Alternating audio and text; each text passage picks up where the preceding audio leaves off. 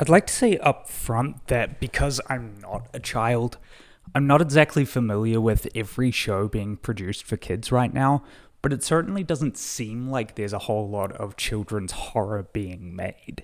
Aside from specific episodes of certain shows, it doesn't appear that there's anything being made with the specific intention of freaking kids out the way that there used to be. Broadly, this makes sense to me. The studios and the creators behind these types of shows and films face a tremendous amount of backlash whenever the stories that they're telling are deemed to be too scary for their intended audience.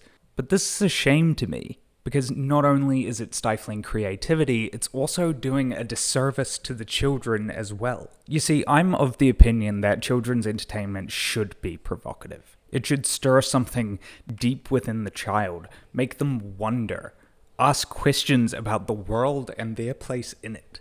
We can all probably remember shows like Angry Beavers and Cow and Chicken, I Am Weasel, but compare them to a show like Courage the Cowardly Dog, and which do you remember more, and why? As a child, there's not a lot that you feel in control of. The world around you is big and confusing and oftentimes scary. Content doesn't have to be colourful and cheery to keep a child entertained.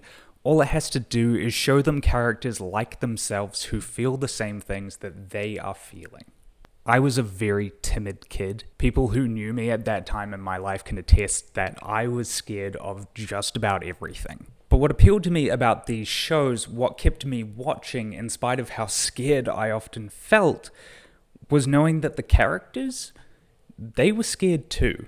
These shows presented fear as a natural, human response to overwhelming stimuli, and they showed me through action that these fears could be overcome.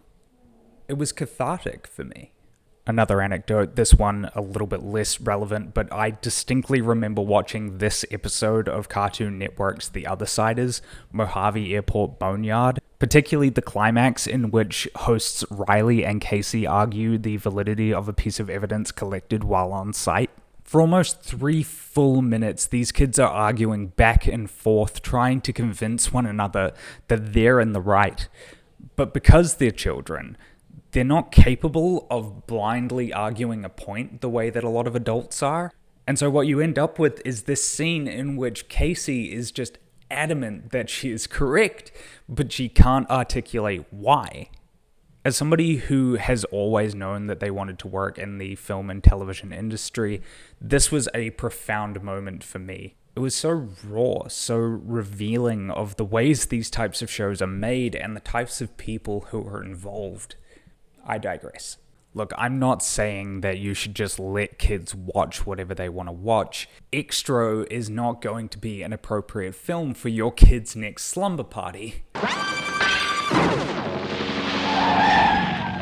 What I am saying is that when you work to shield children from fear, when you ignore or deny its existence, you make it unfamiliar to them, which in turn will only make it more powerful and more dangerous.